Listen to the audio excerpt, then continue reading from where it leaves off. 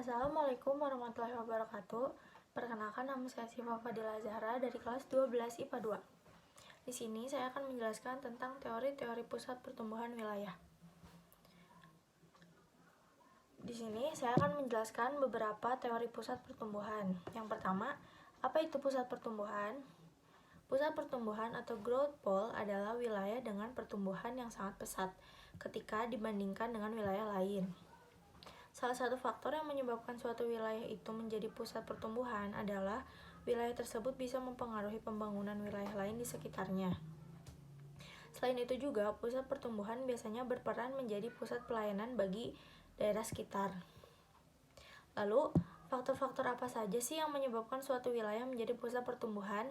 Yang pertama, kondisi geografis, yang sama seperti jenis dataran, iklim, atau kesuburan tanahnya. Lalu yang kedua, lengkapnya fasilitas seperti kesehatan, tempat tinggal, dan infrastruktur jalanan, transportasi sehingga mendukung kondisi ekonomi dan sosial. Lalu yang ketiga, adanya industri sehingga banyak lapangan kerja dan tempat tinggal. Lalu saya akan menjelaskan teori kutub pertumbuhan atau growth pole theory. Teori ini dikemukakan oleh Francois Perroux pada tahun 1955.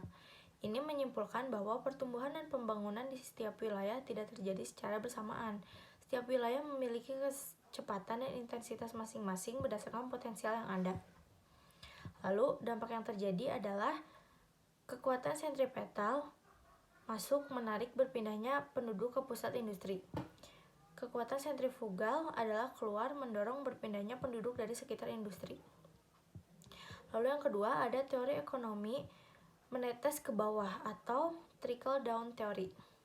Teori ini dikemukakan pada tahun pembangunan terfokus pada penting saja dengan harapan hanya dapat menstimulasi sektor lainnya. Sektor ini bisa disebut sebagai sektor industri.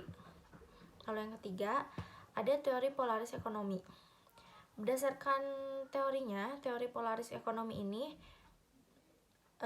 dikemukakan oleh Gunnar Myrdal pada tahun 1955. Setiap daerah memiliki pusat yang menjadi daya tarik masuknya tenaga kerja, modal, dan barang dagangan. Lalu ada dampak yang terjadi pada teori ini. Yang pertama ada spread effect atau dampak positif. Pembentukan pusat pertumbuhan bagi suatu negara adalah sebagai berikut. Yang pertama, ada kesempatan bekerja yang menyebabkan bertambahnya upah buruh semakin tinggi dan bahan mentah yang dapat dipasarkan. Lalu yang kedua ada dampak negatif atau backwash effect. Adanya kriminalitas yang meningkat sehingga menyebabkan kerusakan lingkungan. Lalu yang ketiga ada teori tempat sentral. Teori ini dikemukakan oleh Chris Taylor yang berbunyi tempat sentral merupakan pusat barang, pusat pasar untuk pertukaran barang dan jasa. Faktor lokasi sangat penting dalam pemasaran. Selain itu, antar tempat sentral akan saling bersaing satu sama lain. Lalu yang keempat ada teori von Thunen. Teori ini dikemukakan oleh Johann Heinrich von Thunen, di mana teori ini menitikberatkan pada dua hal utama tentang pola keruangan pertanian, yaitu jarak lokasi pertanian ke pasar dan sifat produk pertanian, seperti keawetan, harga, beban angkut. Lalu teori ini menyatakan bahwa peta mendistorsi jarak dan bahwa nilai harga sewa lahan pertanian tergantung tata guna ukuran permukaan bumi lahannya.